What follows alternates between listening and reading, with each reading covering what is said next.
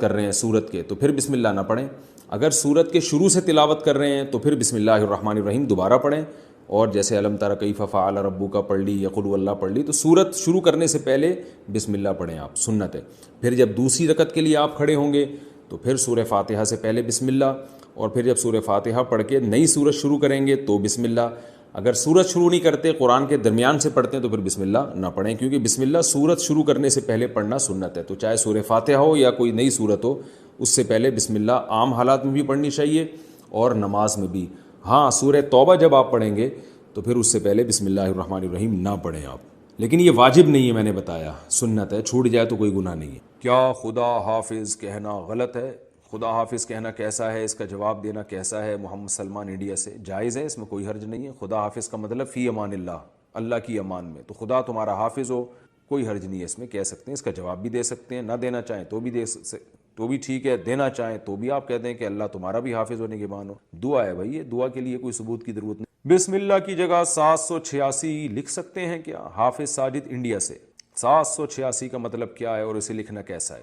دیکھیں، جو ہم بولتے ہیں نا، یہ علم اعداد کے ذریعے بھی زبان ہے ایک، تو وہ ہر عدد کا ایک لفظ کی وہ جو ہے نا ترجمانی کر رہا ہوتا ہے، تو جو علم اعداد کو جانتے ہیں کہ کس طرح سے کون سا لفظ لکھا جاتا ہے، تو وہ بتاتے ہیں کہ 786 یہ بسم اللہ کا ترجمہ ہے گویا کہ، یعنی بسم اللہ کو 786 بھی ریاضی کی زبان میں لکھا جاتا ہے، تو اس لیے اگر کسی نے لکھ لیا تو گناہ نہیں ہے، لیکن یہ عمل ہے خلاف سنت، اس لیے کہ قرآن و سنت نے جو ہمیں رسم الخط بتایا ہے اس رسم الخط کو چینج نہیں کیا جا سکتا۔ جیسے بسم اللہ جب لکھنی ہے تو بیم، جیسے اس کی مثال ایسے جیسے آپ رومن میں بسم اللہ لکھ رہے ہوں تو آپ نے وہ عربی رسم تو چینج کر دیا نا، تو اس لیے یہ عمل بہرحال خلاف سنت ہے۔ تو اللہ کا نام لیں پورا تمیز سے، بسم اللہ الرحمن الرحیم۔ آپ صلی اللہ علیہ وسلم جتنے بادشاہوں کو خط لکھتے تھے بسم اللہ لکھتے تھے۔ حضرت سلیمان علیہ السلام نے ملکہ سبا کو خط لکھا تو اس میں کیا لکھا؟ انہ من سلیمان وانہ بسم اللہ الرحمن الرحیم۔ ملکہ سبا خط پڑھ کے بتا رہی ہے کہ اس میں لکھا ہوا ہے بسم اللہ الرحمن الرحیم۔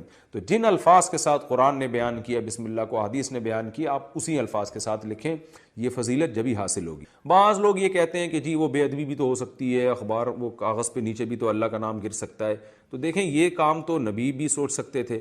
نبی جب غیر مسلم بادشاہوں کو خطوط لکھ رہے تھے تو وہ تو بسم اللہ لکھا کرتے تھے آپ صلی اللہ علیہ وسلم۔ حضرت سلیمان علیہ السلام نے جب ملکہ سبا کو خط لکھا اس میں بسم اللہ لکھی، حالانکہ وہاں خطرہ موجود تھا کہ ملکہ سبا کہیں غصے میں آ کے پھینک نہ دے نیچے، تو دیکھیں اگر کوئی پھینک رہا ہے تو اس کا اپنا ہیڈک ہے، وہ اس کی وجہ سے یہ تھوڑی کہ اللہ اور اس کے رسول کا نام کاغذ پہ لکھنا ہی بند کر دیں گے ہم، یہ تو غلط ہو جائے گا پھر۔ تو اس لیے ہمیں یہی پتہ چلتا ہے کہ ہم جب بھی کسی کو تحریر لکھیں کوئی اہتمام والی ہو، وہ بسم اللہ الرحمن الرحیم سے ہمیں شروع کرنی چاہیے، اور اگر وہ بے ادبی کرتا ہے تو یہ اس کا ہیڈک ہے، یہ آپ کا ہیڈک نہیں ہے، اور کرتے بھی نہیں ہیں، عام طور پہ مسلمان ہیں الحمدللہ، تو غیر شعوری طور پر ہو جائے تو ایک الگ بات۔ 786 لکھنے میں نقصان یہ ہے کہ آپ اللہ کا نام لیتے ہوئے کنجوسی سے کام لیں۔ ہمارے حضرت فرمایا کرتے تھے کہ جو لوگ 786 لکھتے ہیں ان سے ایک سوال یہ ہے کہ اللہ کا نام لکھنے میں کیا آپ کی سیاہی زیادہ گھس جائے گی پوری بسم اللہ لکھنے میں؟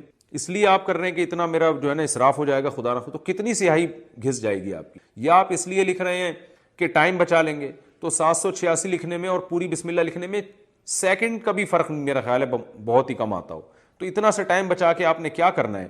تو اس لیے جو پراپر وے ہے، جو پراپر طریقہ ہے بسم اللہ الرحمن الرحیم کا، اسی طریقے سے لکھنی چاہیے، اور درود شریف بھی پورا لکھنا چاہیے۔ جب ہم نبی کا نام لکھتے ہیں تو بعض لوگ صرف اوپر چھوٹا سا سواد ڈال دیتے ہیں، یہ بھی غلط ہے بھائی۔ آپ کیوں کنجوسی سے کام لے رہے ہیں کہ آپ اپنا ٹائم بچا رہے ہیں؟ تو نبی کے درود پڑھنے میں جو ٹائم خرچ ہوگا وہ تو قیمتی بن جائے گا، نبی کا درود لکھنے میں جو ٹائم خرچ ہوگا وہ تو قیمتی بن جائے گا، تو نہ اس سے ٹائم بچ رہا ہے، نہ آپ کے قلم کی سیاہی بچ رہی ہے۔ کتنی بچا لیں گے سیاہی؟ کیا کرنا ہے آپ نے؟ کیا اس سے بزنس کرنا ہے؟ جو پین میں آپ کے تھوڑی سی بال پین میں تھوڑی سی سیاہی بچ جائے گی تو کیا اس کو بیچنا ہے آپ نے مارکیٹ میں؟ تو خام خواہ کی ایک چیز ہے، تو جو پراپر وے ہے درود شریف لکھنے کا صلی اللہ علیہ وسلم، یہ پورا بولا بھی پورا کریں اور لکھا بھی پورا کریں۔ بولنے سے یاد آیا، بولتے بھی لوگ ادھورا ہیں۔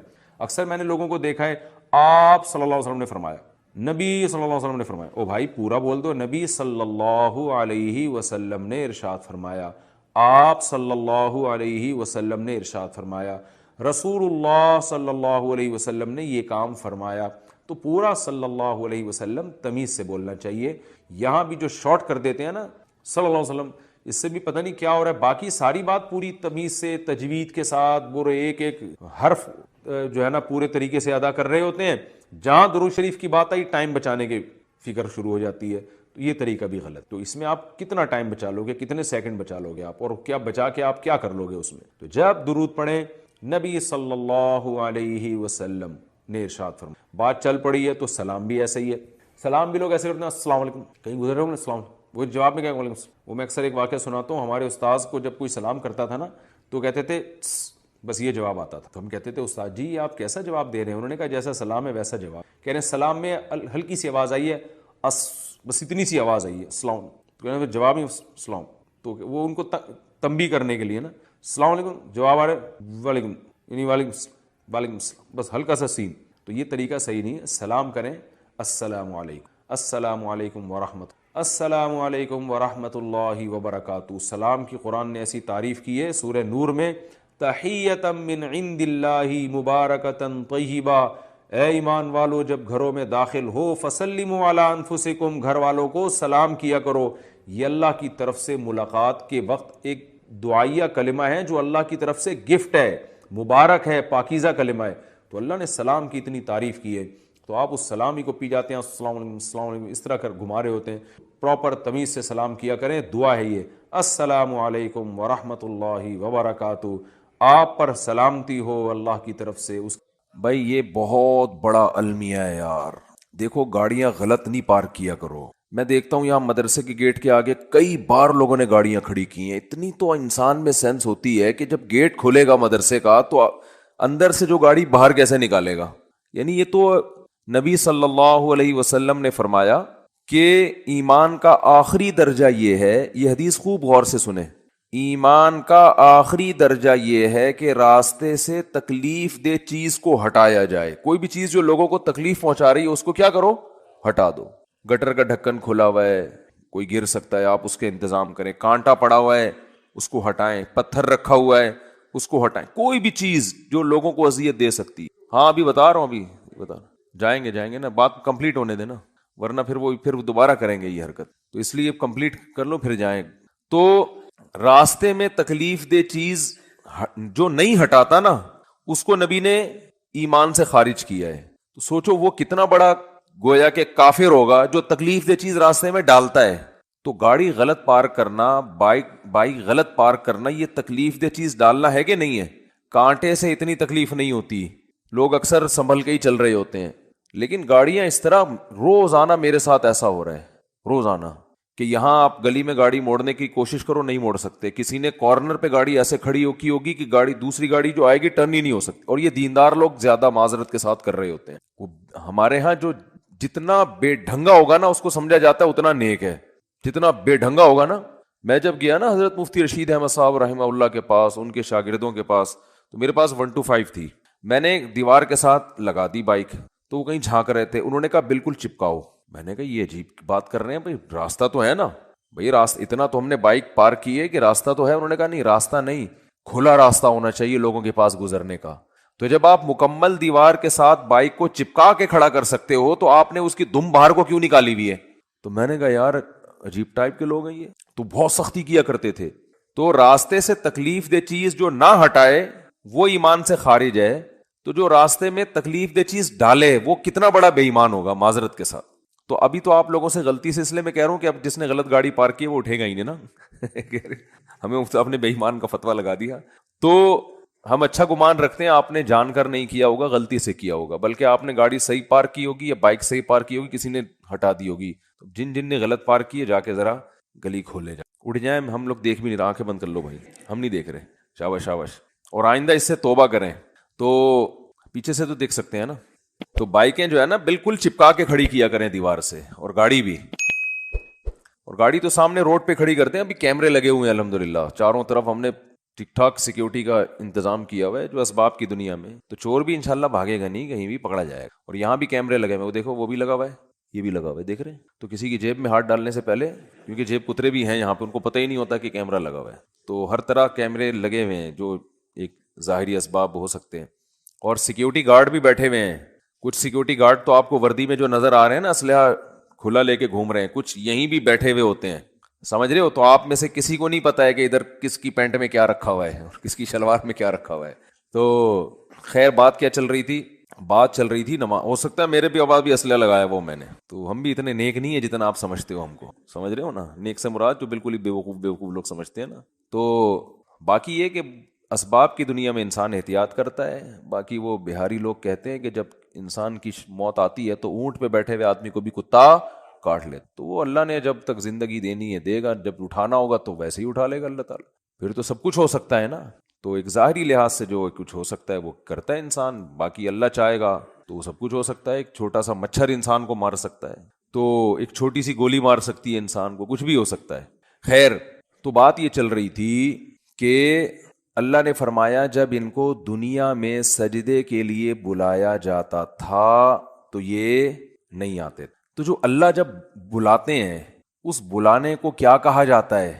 اذان۔ اذان بڑی زبردست چیز ہے، مجھے تو حقیقت بتاؤں جو میں میرے جیسا نالائق جو نماز کی ٹوٹی پھوٹی اہمیت اللہ نے ہمارے دل میں پیدا کی نا، وہ اذان کی وجہ سے، کہ اللہ کو نماز سے اتنی محبت ہے، اتنی محبت ہے، اتنی محبت ہے کہ ہر دفعہ پوری تقریر مؤذن سے کہلوائی جاتی ہے۔ دیکھو جب بھی کسی چیز کی طرف آپ لوگوں کو بلاتے ہیں، اگر وہ کام بار بار ہو رہا ہے نا، ایک دفعہ ہوگا تو آپ اناؤنسمنٹ کرتے ہیں، بار بار ہو رہا ہے تو ایک دفعہ کی اناؤنسمنٹ کافی ہوتی ہے۔ ایک دفعہ کی، جیسے آپ کی جب جاب لگتی ہے تو آپ کا باس آپ کو ایک دفعہ بتا دیتا ہے کہ بھئی 8 بجے سے ٹائم شروع ہوگا اور شام 4 یا 5 یا 8 بجے تک آپ کی ایک دفعہ اناؤنسمنٹ کیا ہے، بولو نا، کافی ہے، بس بتا دیا بھائی، سگنیچر لے لیے کہ بھئی یہ ٹائمنگ ہے آپ، یہ 9 بجے عام طور پہ دفتر میں 9 بجے کا ٹائم ہوتا ہے، اور گورنمنٹ کے جو دفتر ہیں 3:30 پونے 4 بجے کا ٹائم ہوتا ہے، اس میں شام کو چھٹی کا ٹائم 4 بجے، پونے 4 بجے حاضری ہوگی اور 4 بجے، بعض دفعہ تو آنے کا ٹائم 4 بجے ہوتا ہے، جانے کا صبح 9 بجے ہوتا ہے واپس، یعنی الٹا بھی چل رہا ہوتا ہے، جو پریکٹیکلی ہو رہا ہے نا کہ اس ٹائم پر آئے کہ جب جانے کا ٹائم گزر چکا تھا، ٹھیک ہے نا، 4 بجے جانے کا ٹائم تھا، 5 بجے پہنچ رہے ہیں۔ تو گورنمنٹ میں اللہ کا شکر ہے بہت ساری ہمارے ہاں سہولتیں ہیں الحمدللہ۔ تو ابھی بات سے بات نکلتی ہے، چھوڑو اس کو یار، بات تو سجدے کی چل رہی تھی نا۔ تو اللہ تعالیٰ نے، ہاں میں یہ عرض کر رہا تھا کہ آپ کو ایک دفعہ بتا دیا جاتا ہے بھائی یہ ٹائم ہے، اس پہ آ جانا۔ اب یہ تو نہیں ہوتا کہ جب 8 بجیں گے یا 9 بجے کا ٹائم آفس میں دیا ہے تو باس آپ کو فون کر کے بتا رہا ہو آ جاؤ ٹائم ہو گیا ہے، کبھی ہوتا ہے ایسے؟ نہیں ہوتا نا۔ کیوں نہیں ہوتا؟ ان کو پتہ ہے خود آئے گا، اس لیے کہ کیا ملتا ہے سال کے آخر میں؟ روکھڑا ملتا ہے، روکھڑا ملے گا تو سارے کام ہوں گے، عزت بھی ملے گی، ترقی ہوگی آپ کی۔ دیکھا جاتا ہے نا، پرائیویٹ اداروں میں تو دیکھا جاتا ہے، گورنمنٹ میں دیکھا جانا چاہیے کہ یہ اس کی حاضریاں کتنی ہیں اور کتنا اس نے کام کیا ہے، لہذا ان کو موٹیویٹ کرنے کے لیے آپ کو بار بار اناؤنسمنٹ کی ضرورت نہیں ہے، بار بار اناؤنسمنٹ کی ضرورت نہیں، ایک دفعہ اعلان دوبارہ کریں گے تو آپ ان کو بیوقوف بولو گے، یار بس سر آپ نے بتا دیا نا 9 بجے کا ٹائم ہے، بس کیا ہے بار بار بھونپو لے کے گھر پہنچ جاتے ہو ہیں، لاؤڈ اسپیکر لے کے میرے دروازے پہ کھڑے ہو تو 9 بج گئے ہیں۔ یہ جو سحری جگانے والے آتے ہیں نا، مجھے ان سے اسی وجہ سے الرجی ہے۔ وہ بھائی ہمیں پتا ہے یار، سب کو جس نے روزہ رکھنا ہے وہ اٹھ جائے گا، اب وہ پھر وہ جو گھومنا شروع کرتے ہیں محلے پڑوس میں، ایک گھر کا نمبر رات 2 بجے آ رہا ہے، دوسرے کا نمبر رات 4 بجے آ رہا ہے، سحری کا ٹائم 4 بجے شروع ہو رہا ہے تو 2 بجے ان کو کیوں اٹھا رہے ہو؟ یہ تو ایک بس عجیب سی ایک حساب کتاب ہے۔ تو خیر، بار بار اناؤنسمنٹ نہیں کی جاتی، بار بار یاد دہانی نہیں کی جاتی، اور اللہ نے بھی باقی عبادتوں میں ایسے ہی کیا۔ رمضان کے مہینے کے بارے میں قرآن میں 2 آیتیں ہیں، ایک تو ہے فمن شہید منکم الشہر فلیصم، اللہ نے فرمایا ایمان والو تم پر روزے فرض کیے گئے جیسے کہ تم سے پہلی امتوں پہ فرض کیے گئے تھے، وہ فرض ہو گئے نا۔ دوسری آیت کیا ہے؟ کب فرض ہوئے؟ شہر رمضان الذی انزل فیہ القرآن، رمضان کا مہینہ ہے، فمن شہید منکم الشہر فلیصم۔ جو پچھلی آیت میں اللہ نے فرمایا نا کہ روزے فرض ہوئے، تو اگلی میں بتا دیا کون سے مہینے میں؟ رمضان۔ جو رمضان کا مہینہ پائے اسے چاہیے کہ روزے رکھے۔ ایک دفعہ اناؤنسمنٹ ہوئی ہے بس، اس کے بعد دوبارہ قرآن میں اناؤنسمنٹ نہیں ہوئی۔ اور جب رمضان کا مہینہ آتا ہے تو پھر اسلام میں حکم بھی نہیں ہے کہ یاد دلاؤ، مؤذن کو حکم کے تمام حضرات سے گزارش ہے کہ رمضان کا مہینہ آ گیا ہے اور اللہ کی طرف سے اعلان ہے کہ اس مہینے میں سب روزے رکھو۔ کوئی اللہ کی طرف سے ایسی اناؤنسمنٹ ہوتی ہے؟ بھائی مسجد کے امام اپنی ذمہ داری پہ کسی کو یاد دلا دیں روزہ رکھو، ترغیب دیں، وہ ان کا کام ہے، اللہ نے کوئی لگے بندے الفاظ نازل نہیں کیے، لہذا مسجد کا امام یاد نہ بھی دلائے تو بھی کوئی گناہ گار نہیں ہے۔ اللہ کہتے ہیں میں نے قرآن میں جب بیان کر دیا نا بس صحیح ہے، سن لیا ان لوگوں نے، کافی ہے۔ حج کے بارے میں ایک آیت ہے قرآن میں جس میں فرضیت کا ذکر ہے، وَلِلَّهِ عَلَى النَّاسِ حِجُّ الْبَيْتِ مَنِ اسْتَطَاعَ إِلَيْهِ سَبِيلًا، لوگوں اللہ کے لیے لوگوں پر لازم ہے کہ وہ بیت اللہ کا حج کریں جو وہاں جانے کی استطاعت رکھتے ہوں. ومن کفرا، جو استطاعت کے باوجود نہیں جائے گا، فإن اللہ غنی عن العالمین، اللہ کو اس کی پرواہ نہیں ہے. ایک آیت جس سے فرضیت ہے، دوسری آیت نہیں ہے. یہ تو ہے کہ ابراہیم علیہ السلام نے یوں کہا تھا، حج کے لوگوں کو کہا تھا کہ حج کرو. اللہ کا جو اپنا آرڈر ہے نا، جو اللہ کے اپنے کلام میں آرڈر ہے، وہ ایک ہی ہے جہاں تک مجھے یاد پڑتا ہے. لیکن نماز، ایک تو قرآن میں جگہ جگہ بھر دی اللہ نے نماز کو، جہاں ایمان والوں کی صفات نماز پڑھتے ہیں. قرآن شروع کہاں سے ہو رہا ہے؟ الذین یقیمون الصلاۃ ومما رزقناہم ينفقون. ایمان والوں کا عقیدہ صحیح ہوتا ہے اور عمل میں کیا؟ نماز قائم کرتے ہیں. جہاں عمل کی بات آئے گی نا، نماز. جہاں جنتیوں کی صفات آئیں گی، نماز اور زکوٰۃ. زکوٰۃ بھی ہے ساتھ ساتھ، وہ کیوں ہے پھر کسی اور موقع پر بیان کروں گا انشاءاللہ. سب سے پہلے نماز، پھر زکوٰۃ. سب سے پہلے نماز، پھر اللہ کی راہ میں خرچ. یعنی زکوٰۃ یا اللہ کی راہ میں خرچ مختلف عنوانات سے، کہ نماز بھی پڑھتے ہیں اور خرچ بھی کرتے ہیں، دونوں کام چلتے رہتے ہیں ان کے. اس سے پتہ چلتا ہے کنجوس نمازی اللہ کو پسند نہیں ہے. یعنی نماز کے ساتھ سخاوت بھی ہے. تو لیکن نماز کو پہلے درجے پہ رکھا گیا ہے. وجہ کیا ہے اس کی؟ اتنا فوکس کیوں کیا جا رہا ہے؟ اتنا زیادہ اس کو ہائی لائٹ کیوں کیا جا رہا ہے؟ پھر چلو، اللہ نے قرآن میں درجنوں جگہوں پر کہہ دیا نماز پڑھو، بار بار کہہ دیا نماز پڑھو نماز پڑھو. اتنا کہا ہے کہ اس سے زیادہ کوئی حکم قرآن میں ملتا ہی نہیں ہے. چلو اتنا زیادہ کہہ دیا، اب تو بار بار اناؤنسمنٹ کی ضرورت اور بھی نہیں ہے نا. اب تو بالکل ہی ضرورت نہیں ہے. دیکھو، آپ کے باس نے آپ کو بلایا دفتر اور آپ سے کہا کہ 9 بجے آپ نے پہنچنا ہے. ایک دفعہ کہہ دیا، اس کے بعد پھر آپ کو کہا میں دوبارہ کہہ رہا ہوں 9 بجے آپ کی ٹائمنگ شروع ہو جاتی ہے. سمجھ میں آ گئی بات؟ آپ نے کہا آ گئی. پھر تیسرے دفعہ کہہ رہا ہے میں بتاؤں کتنے بجے ٹائم ہے آپ کا؟ 9 بجے. 10 دفعہ جب کہہ دے گا نا 9 بجے، اب جب 9 بجیں گے تو آپ کو یاد نہیں دلائے گا. وہ کہے گا میں نے 10 دفعہ اسی لیے کہہ دیا تھا کہ دوبارہ مجھے یاد دلانے کی ضرورت نہ پڑے. اب آپ اگلے دن لیٹ ہو رہے ہو، 11 بجے پہنچ رہے ہو، تو وہ کہہ رہا ہے، وہ کہے گا کہ آپ کیوں لیٹ آ رہے ہو؟ آپ کو سر آپ نے 9 بجے مجھے یاد نہیں دلایا. وہ کیا کہے گا باس؟ کہ بھائی جو پہلے دن میں نے 10 دفعہ کہا تھا نا 9 بجے، وہ اسی لیے کہا تھا کہ ایک دفعہ کہنا کافی تھا، مگر 10 دفعہ اس لیے ریپیٹ کیا تھا کہ دوبارہ یاد دلانے کی ضرورت نہ پڑے. آپ یہ نہ کہو کہ میں بھول گیا تھا.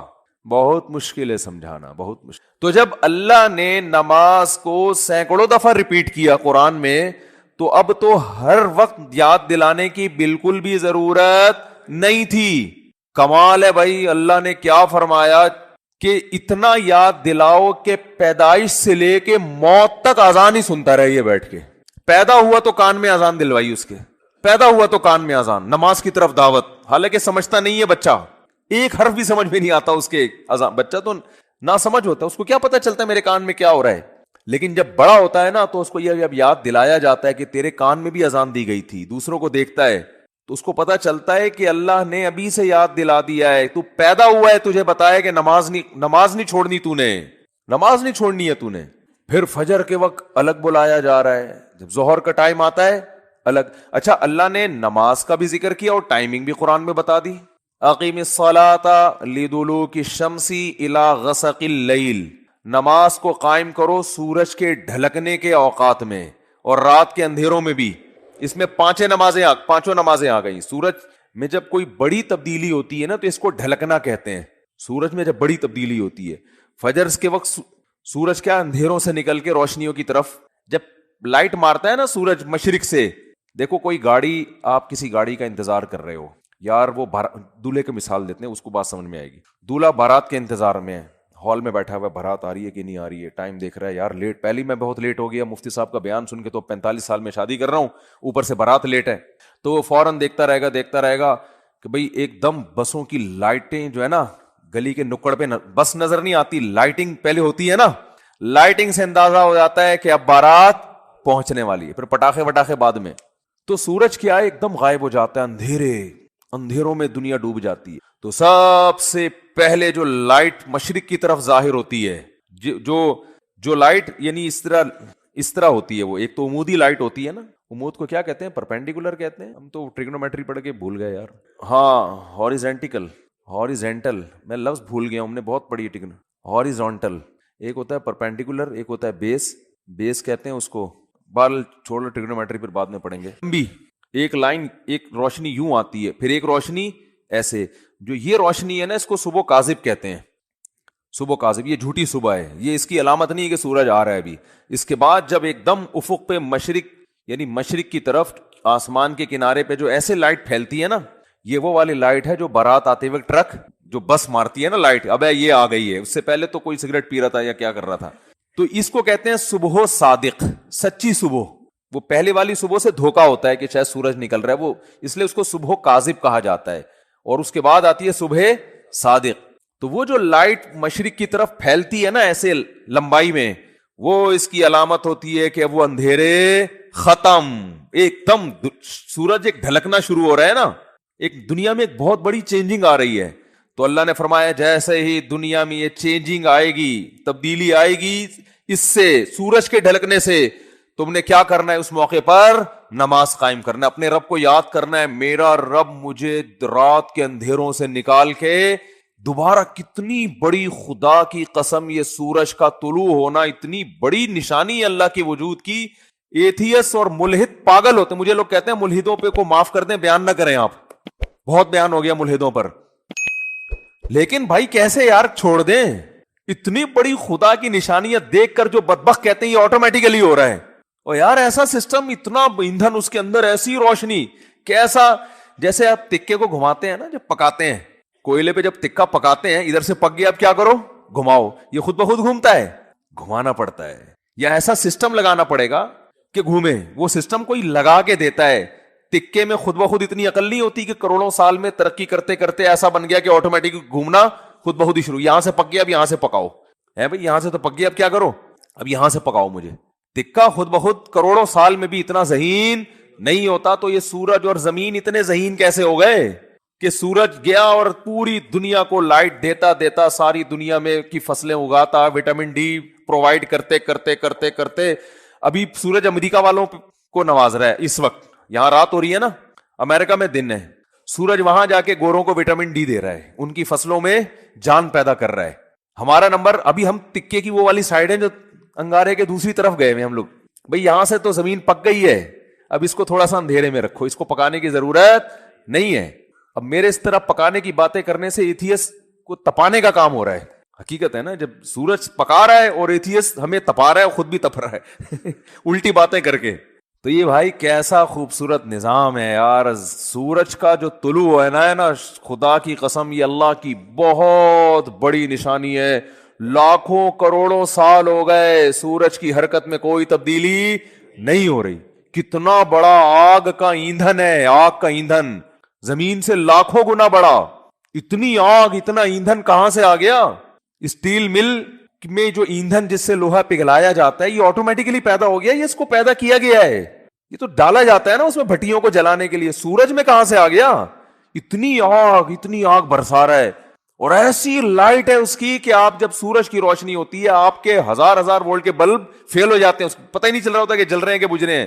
تو کیا تن تناتا ہوا شان کے ساتھ مشرق سے نکلتا ہے. تو اللہ نے کہا ابھی نکلنے سے پہلے پوری دنیا کا نظام چونکہ چینج ہو رہا ہے، اندھیروں سے ڈوب کے تم روشنیوں کی طرف آ رہے ہو. تو جو ملحد ہوگا، جو خدا کا انکار کرنے والا ہے، اسے اس سے کوئی غرض نہیں ہے کہ اللہ نے مجھے دوبارہ زندگی دی، دوبارہ سورج میری خدمت کے لیے طلوع ہو رہا ہے اور اس زمین کا نظام دوبارہ سے کیا ہو رہا ہے؟ چینج ہو رہا ہے. وہ تو پڑا ہوا خواب خرگوش کے مزید لیتا رہے گا. کافر خدا کو یاد نہیں کرے گا. اور جو خدا کو مانتے ہیں، جو مشرک ہیں، وہ مندروں میں جا کے بتوں کے سامنے جھکیں گے، حالانکہ وہ تو خود پیدا کیے ہوئے ہیں ان بتوں کو اللہ نے. تبھی قرآن کہہ رہے لا تسجدوا للشمس ولا للقمر، سورج اور چاند کی خدمت کو دیکھ کے ان کو سجدہ مت کرو. واسجدوا للہ الذی خلقہن، سجدے کے لائق وہ خدا ہے جس نے سورج اور چاند کو بنایا ہے. ہندو کہتا ہے گائے ہماری بڑی خدمت کرتی ہے، گائے ہماری ماں ہے، ہمارا بھگوان ہے. او بھائی، جس خدا نے گائے کو تمہاری خدمت کے لیے بنایا ہے وہ ہے تمہارا اصل بھگوان، وہ ہے تمہارا اصل معبود. یہ گائے بنی نہیں ہے، بنائی گئی ہے. ایک میکینک نے گاڑی بنا کے آپ کو گفٹ دے دی، گاڑی کا شکریہ ادا کر رہے ہو آپ، ہیں؟ بے وقوفی ہے یا نہیں ہے؟ ایک سائنٹسٹ نے گاڑی بنائی اور آپ کو دے دی، لو بھائی چلاؤ. ریوو بنائی، ریوو اس لیے کہہ رہا ہوں کہ مثال تو اچھی دینا آدمی. میں نے کہا ہے نا کہ دیکھو بعض لوگ دیکھو غریب ہونا تو کوئی برائی ہے نہیں, ہمارے نبی صلی اللہ علیہ وسلم دنیا کے مسکین تھے, سوچ کا غریب ہونا کیا ہے, نقصان دہ. اس لیے میں انڈے والے برگر کی مثال نہیں دیتا, مثال ہمیشہ زنگر برگر کی ہوگی. کیا کھاؤ بے شک انڈے والا برگر, جیب میں دیکھو پیسے ہیں تو انڈے والا کھا لو, زنگر کے ہیں تو لیکن مثال ہمیشہ کس کی دو, زنگر کی. تو مثال اچھی گاڑی کی دینی چاہیے. اور اس میں ایک اور حکمت بھی ہے جو کبھی اور کسی اور وقت بتائیں گے انشاءاللہ. تو آپ کو کسی نے کمپنی نے ریوو دے کے نا آپ کو گفٹ دے دی, لے بھائی. اب آپ کیا کر رہے ہو کہ ریوو کا شکریہ ادا کر رہے ہو, تمہارا بہت شکریہ, تم میری زندگی میں آئی, تم مجھے بٹھا کے گھماتی ہو, تمہاری وجہ سے میری عزت ہو رہی ہے. تو بات یہ چل رہی تھی کہ آپ کو کسی نے ریوو گفٹ دی, یا آپ کو کسی نے گاڑی گفٹ دی, یا آپ کو کسی نے کوئی بھی ہدیہ دیا, انڈے والا برگر کھلا دیا, آپ برگر کی تعریفیں کر رہے ہو, برگر کے شکریہ ادا کر رہے ہو. تو ہندو یہی کر رہے ہو بھائی, گائے تم پر احسان نہیں کر رہی, احسان اس ذات نے کیا جس نے اس گائے کو بنایا.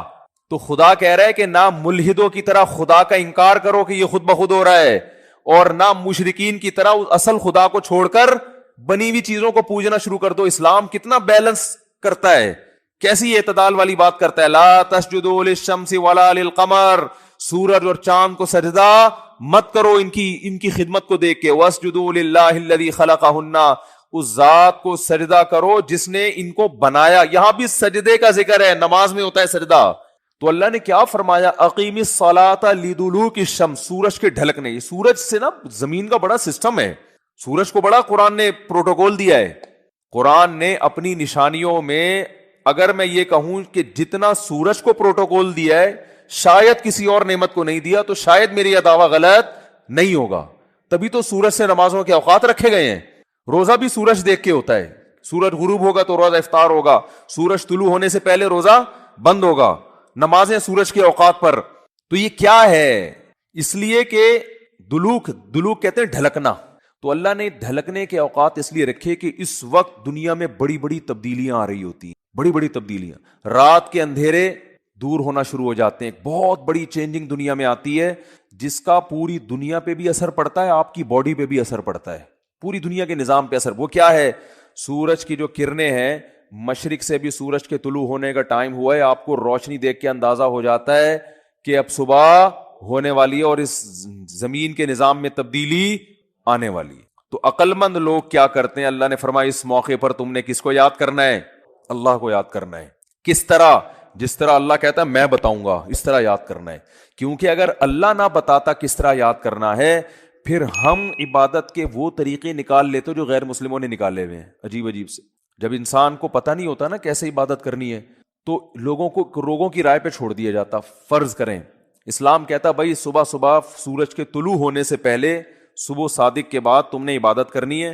کیسے کرنی ہے, ہر آدمی اخپل طریقے سے کرے. تو لوگوں کے الگ الگ کانسیپٹ ہوتے, کچھ ایسے عبادت کرتے, وہ کہتے ہیں ہم اللہ کے لیے میلے کچھ ایلے رہیں گے. یہ بھی ایک نظریہ ہے لوگوں میں. برما میں گیا, بدھسٹ نظر آئے, 6 مہینے سے کہا جاتا ہے کہ نہائے نہیں ہے. یہ ان کا خیال ہے کہ اس طرح بھگوان کیا ہوتا ہے, خوش ہوتا ہے, نہائے نہیں. کچھ ایسا کرتے کہ ننگ دھڑنگ رہنے کو عبادت سمجھتے. یہ بھی آپ کو بعض مذاہب میں ملے گا, وہ کہتے ہیں ہم تو برہنہ پیدا ہوئے تھے بھائی, یہ لباس تو نیچر کے خلاف ہے.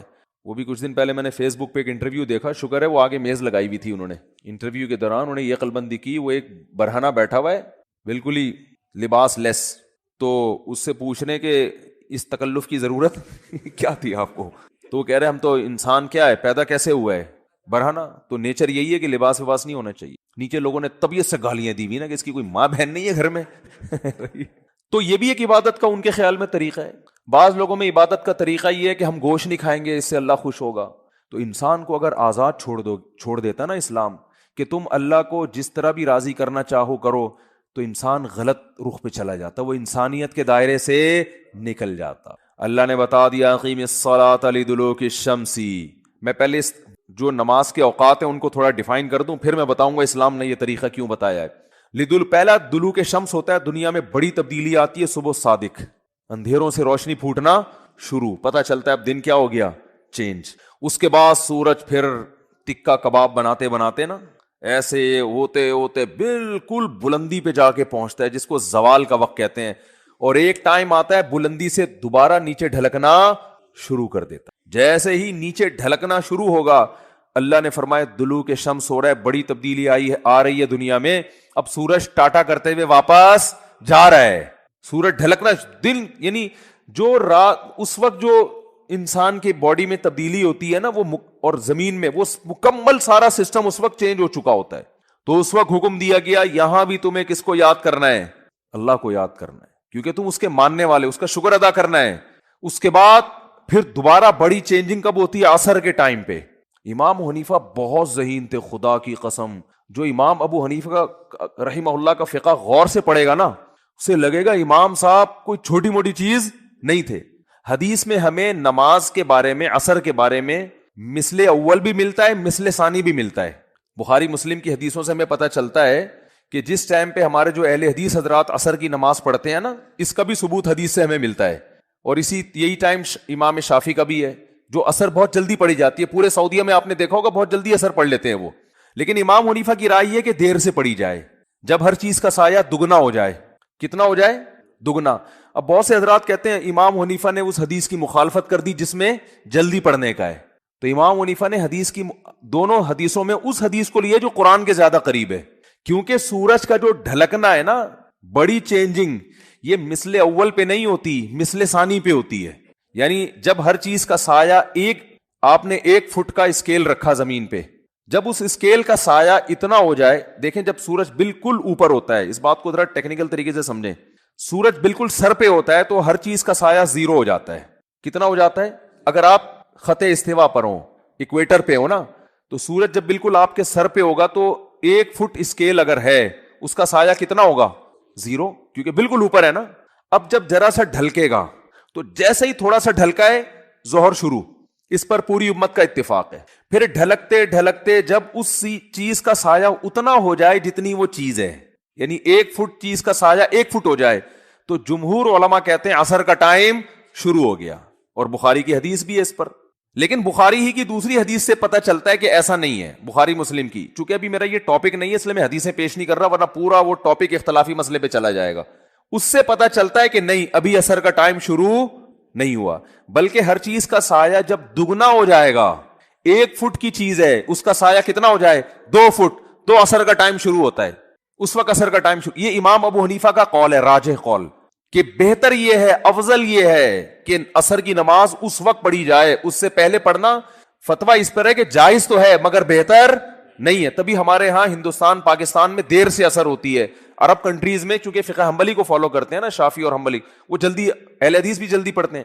لیکن قرآن میں اگر آپ غور کرو گے تو قرآن سورج کے ڈھلکنے پر, اور یعنی کوئی بڑا تغیر ہونا چاہیے زمین میں, تو وہ جو بڑی چینجنگ ہے نا, اس وقت نہیں ہوتی جب ہر چیز کا سایہ 1 مثل ہو, بلکہ وہ اس وقت ہوتی ہے جب ہر چیز کا سایہ کیا ہو؟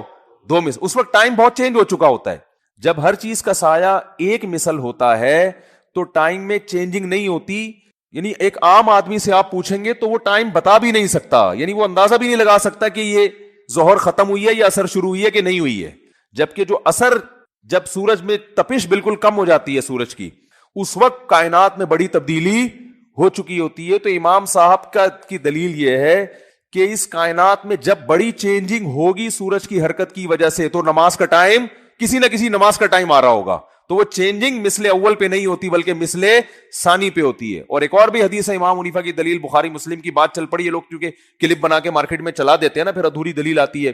حدیث میں آتا ہے آپ صلی اللہ علیہ وسلم نے فرمایا, بخاری مسلم کی حدیث ہے, کہ میری اور پچھلی امتوں کی مثال اس مزدور کی ہے کہ ایک مزدور نے فجر سے لے کے ظہر تک کام کیا, اجر 1 قرات ملا. ایک نے ظہر سے لے کے عصر تک کام کیا, اجر 1 قرات ملا. اور ایک نے عصر سے لے کے مغرب تک کام کیا, اجر 2 قرات ملا. تو آپ نے فرمایا کہ عمل قلیلا و اجر کثیرا, جو فجر سے لے کے ظہر تک کام کر رہا ہے بہت زیادہ کام کرے گا مگر اجر کتنا؟ 1 قرات. جو ظہر سے لے کے عصر تک کام کر رہا ہے, عمل حدیث کے مطابق بہت زیادہ کر رہا ہے, اجر کتنا مل رہا ہے؟ 1 قرات. لیکن آپ نے فرمایا جو عصر سے مغرب کر رہا ہے, عمل کثیرا عمل قلیلا, عمل بہت تھوڑا کیا, اور اجرا کثیرا, اجر زیادہ ملا. یہ حدیث کے الفاظ ہیں. تو پچھلی امتیں کیا ہیں؟ یہود و نصارہ. یہودیوں نے فجر سے لے کے ظہر تک عمل کیا, عمل 1 روپیہ ملے گا ان کو, ایک مثال دے رہا ہوں روپے سے.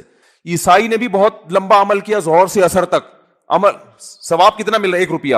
اس امت نے بہت تھوڑی دیر عمل کیا مگر اجر کیا مل رہا ہے؟ دگنا. تو یہود و نصارہ اللہ سے کہیں گے اللہ ہم عمل زیادہ کر رہے ہیں اجر کم, یہ عمل کم کر رہے ہیں اجر زیادہ.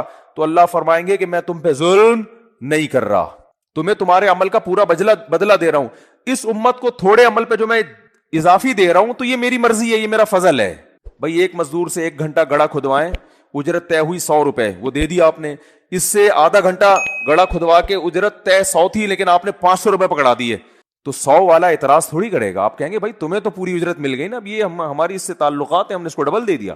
تو یہ مثال فٹ بیٹھ ہی نہیں سکتی کہ اگر ہم عصر کو مثل اول پہ پڑھیں گے, کیونکہ پھر ظہر اور عصر کا جو فاصلہ ہے وہ اور عصر اور مغرب کا فاصلہ تقریباً برابر ہو جائیں گے. نہیں آ رہی بات سمجھ میں؟ اس سے پتہ چلتا ہے عصر اور مغرب کا فاصلہ کم ہے اور ظہر اور عصر کا زیادہ ہے. تو یہ حنفیہ جو امام ابو حنیفہ جو ٹائم بتاتے ہیں نا عصر کا, اس ٹائم پر تو یہ مثال فٹ بیٹھتی ہے. اور جو جمہور کا مسلک ہے کہ جلدی پڑھنا, اگر اس میں عصر کو اصل وقت مانا جائے تو اس پہ یہ مثال فٹ بیٹھتی نہیں ہے, کیونکہ اس میں ظہر عصر اور عصر مغرب کا فاصلہ تقریباً برابر ہو جائے گا, یہ مثال ہی نہیں منطبق ہوتی. تو اس لیے 1-2 حدیثیں سن کے مجتہدین سے بدگمان مت ہوا کرو اور فنڈر بننے کی کوشش مت کیا کرو کہ حدیث بھی پیش کی, حدیث نمبر بھی پیش کر دیا, حوالہ بھی پیش کر دیا, اب کیا رہ گیا سوائے اندھی تقلید کے. او بھائی اندھی تقلید نہیں ہے, یہ تقلید علی وجہ البصیرہ ہے. جس امام